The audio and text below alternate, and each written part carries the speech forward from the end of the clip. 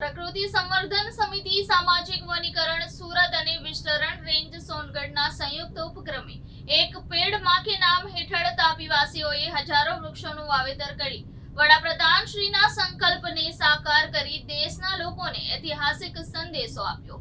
તાપી જિલ્લાના સોનગઢ તાલુકાના રાણીઆંબા ગામે ગૃહ રાજ્યમંત્રી શ્રી હર્ષ સંઘવી, વન અને પર્યાવરણ રાજ્યમંત્રી શ્રી અને પ્રભારી મંત્રી શ્રી મુકેશભાઈ પટેલ, जिला पंचायत प्रमुख श्री जालमसिंह वसावा, सांसद श्री प्रभुभाई वसावा, धारासभ्य श्रीओ डॉक्टर जयराम भाई गामित, मोहन भाई कोंकणी की उपस्थिति में एक पेड़ मां के नाम अंतर्गत हजारों वृक्षों वावेतर कर्युं हतुं। तापीवासीओं ने राज्य सरकार वती अभिनंदन आपता गृह राज्य मंत्री श्री हर्ष संघवीए जणाव्युं हतुं कि समग्र देश ने एक ऐतिहासिक संदेशो तापी जिल्लाना आदिवासी भाईओ बहनोए आप्यो छे। ग्लोबल वॉर्मिंग में वृक्षो उछेरवा पड़े एम छे त्यारे अहींना लोकोए सार्थक कर्युं छे।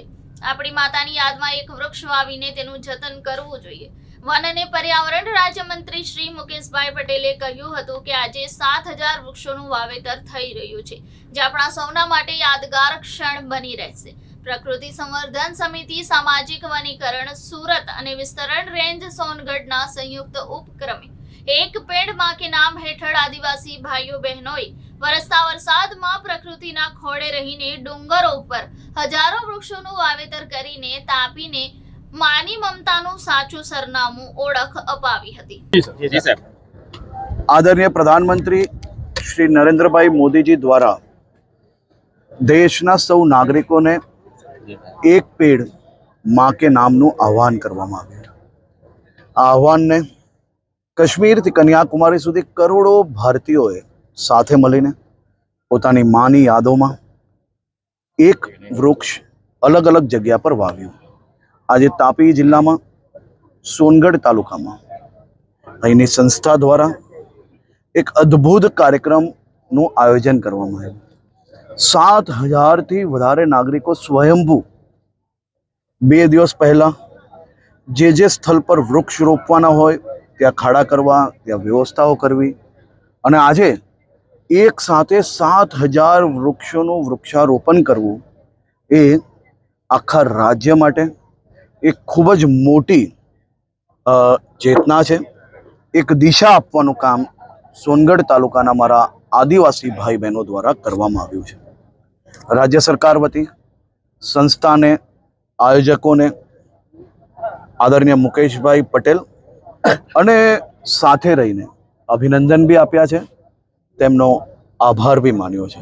આ દ્રશ્ય આટલા વરસાદની અંદર કોઈક 80 વર્ષના વૃદ્ધ છે તો કોઈક નાનો બાળક છે, બધા જ લોકો પોતપોતાની માની યાદોમાં કે પછી અલગ અલગ યાદોમાં આ વૃક્ષારોપણની અંદર આજે જોડાયા છે।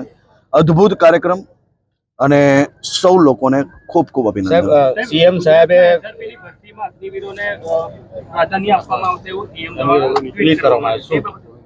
એ ટ્વીટ કરી જ લેવામાં આવ્યું છે, જે તમે વાંચ્યું એ જ કહેવાનું હોય, બરાબર।